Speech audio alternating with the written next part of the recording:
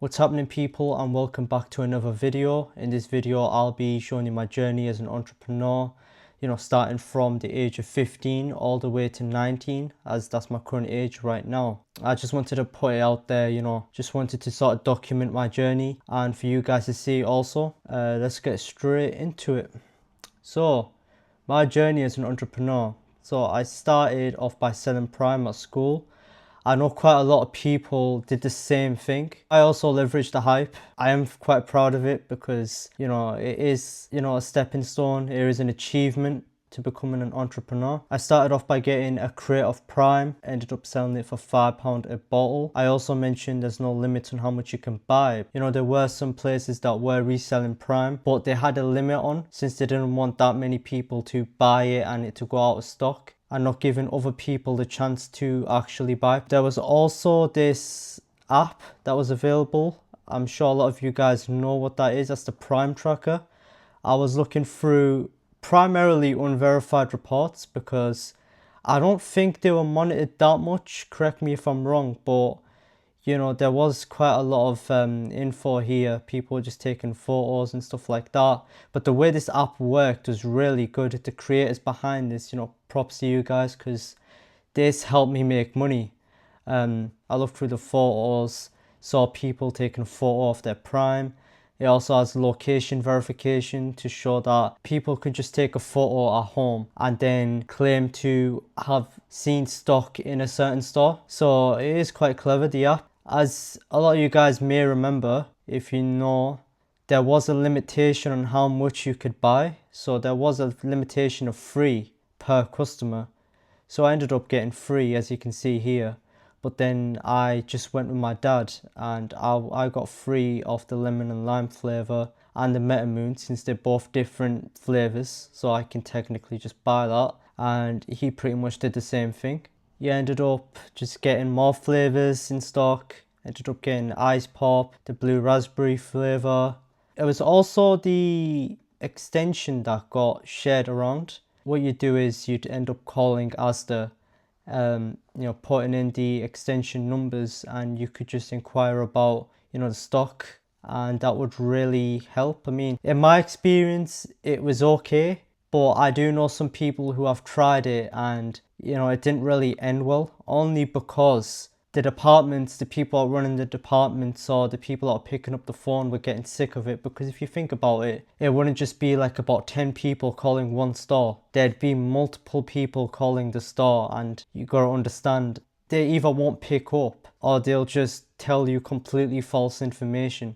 So yeah, that was really helpful. Not gonna lie, it was really helpful. Started promoting the restock a bit more. I ended up getting obviously the same bottles, more bottles, whatnot, wherever. I was selling it for £5 each. For the red ones, I was getting them for £2, £2.50. Ended up selling it for, double the price and whatnot. I was selling the ice pop for £1 extra, only because a lot of people in the area haven't, been able to get their hands on the ice pop. So the ice pop was going for, £1 extra. Also did a little deal here where, if people were to buy both the ice pop and the red one, they'd save £1. I also ended up taking advantage of the restock that was online. KSI ended up releasing his own flavour, and that came with the bandana and the t-shirt, also with a crate of the drink. I also was able to get a crate of ice pop with it, so I was able to just, take advantage of that real quick. I mean, I made my money back. I did spend, I think it was around £50 or £60 on it, but I did make more than my money back. I'm never going to complain about that.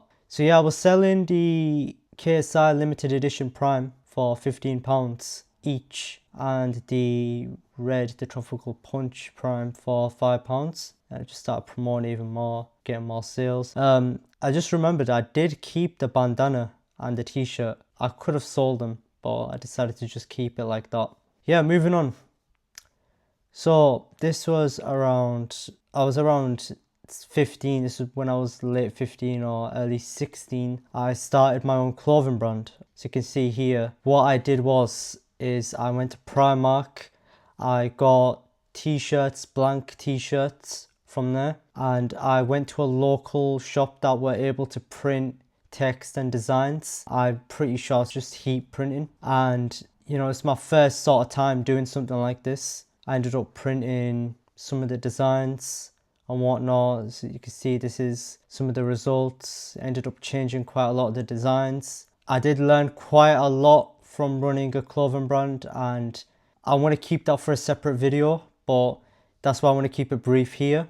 I want to save it for a separate video, and I'll show you the things that I've learned from running a clothing brand. I've definitely learned quite a lot, especially when printing and showing it to people that get it printed and whatnot, because I did lose quite a lot of money from messing up. So yeah, moving on, I started my own video production company. This was around age 16, late 16 to early 17. In this photo right here, I recorded a music video. What I did was I rented that camera. I believe it was a Sony a7S Mark II or Mark III, correct me if I'm wrong. Came with the gimbal and whatnot. That's my first time sort of handling a professional camera. I remember getting told that was around £3,000 to £4,000. So I was very, very cautious on how I held it. But it didn't start from there. I ended up renting from the same person a GoPro with a tripod stick. I ended up getting the tripod stick myself. I still have it somewhere in my office, but yeah, I ended up getting like a tripod stick for a GoPro. So yeah, like you've got to start from somewhere. I mean, people start from their phones, people start from GoPros and whatnot. It really doesn't matter where you start from as long as you know how to use it. So if you use it correctly, if you use a GoPro correctly, so if you just make the best out of it, you can get some really great results. Yeah, I ended up editing music video, whatnot. So this part here, if some of you that are not aware, there's a festival that goes on every single year throughout the UK. It's called a mailer. Pretty much every culture is welcome to. So yeah, I just started creating some artwork for the mailer. It did teach me quite a lot about handling clients and sort of just being under pressure, because at the time I haven't been under pressure like that before, especially when it came under sort of just business in general. Like I've never seen that sort of experience before, and I'm glad that I've experienced that for myself, so that moving on I know exactly how to handle it. So yeah, I started animating and whatnot. I met up with a client. Obviously I don't have a full photo here, but yeah, went to a cafe and ended up like editing, discussing, whatnot. Yeah, moving on, I became a network marketer. So I was obviously in the niche of Forex. So essentially I'd be part of a company. What I do is I be part of a company that teaches you how to trade, and it'd have AI scanners, educators, a full-on community, pretty much everything you'd need to learn Forex and just to automate it in a way. But yeah, I pretty much learned how to trade different currencies and whatnot. So you can see I took content quite seriously. I ended up buying an Osmo Pocket 3. So yeah, this is some of the private videos. I did skits and whatnot. I also did a video that sort of did quite well, sitting at 42.2k views. I do remember why that happened, but in terms of content and stuff like that, I'll keep that for another video. But yeah, that video did quite well. Went to some networking events. That was a really great experience. This is over in Leeds. Yeah, I made a vlog out of this, posted it on YouTube. So this was a networking event I went to before. This was over in London, which was again a great experience. I created a vlog. You could see me right there. That video ended up not releasing only because at that point I decided not to do Forex, and that was mainly because I enrolled into college, so I wanted to focus on a different business venture. But yeah, moving on. I completely rebranded my video production company to a creative agency. So this is age 18, so late 18 to 19. So I'm 19 now, so it's pretty much present day. So yeah, some photos here, some old photos mixed with new, just the work that I did in the agency. I took a professional photo for a client. They did provide us with a camera to use, but for some reason the battery wasn't working at all. So one person that we were working with did have their phone, which I believe it was a Samsung Galaxy S25 or something. Like, the camera was insane. Ended up supporting events. So obviously this is an event in Newcastle that we did. It was a really great time.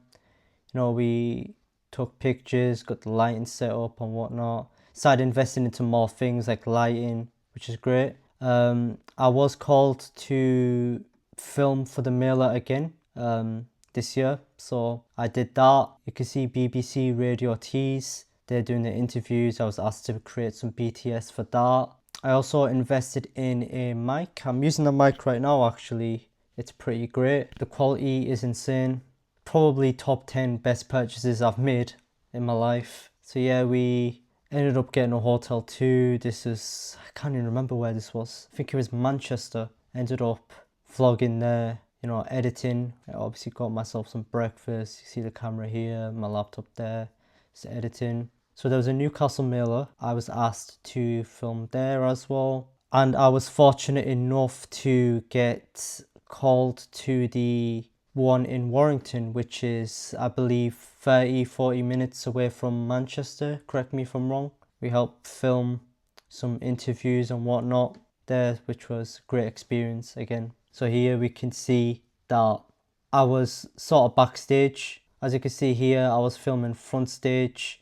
It's really great experience from me being as a child. I always used to go to these festivals and, you know, having the opportunity to record for them and sort of expand my agency and do work for more clients and build my portfolio as a whole was a really great experience. See here, I had my camera here, whatnot, backstage. I then also filmed a YouTube video for a friend of mine. Bought the tripod, we connected the camera to the iPad, spent the whole day there. It was a great time. The YouTube video is coming out soon, so follow my socials and I will be posting a link to it. So yeah, that's the end of it. If you guys did enjoy this video, make sure to drop a like, subscribe and leave a comment. I definitely will be uploading consistently from now on. I do want to document my journey as an entrepreneur, you know, show you guys some insights and, you know, maybe help motivate some people, because I do remember myself when I did start this journey, I did see some videos on YouTube that really did motivate me, and you know, that kind of motivation pushed me to go even further. And I just thought that, you know what, let me just join the cycle and help other people. See you guys all in the next video.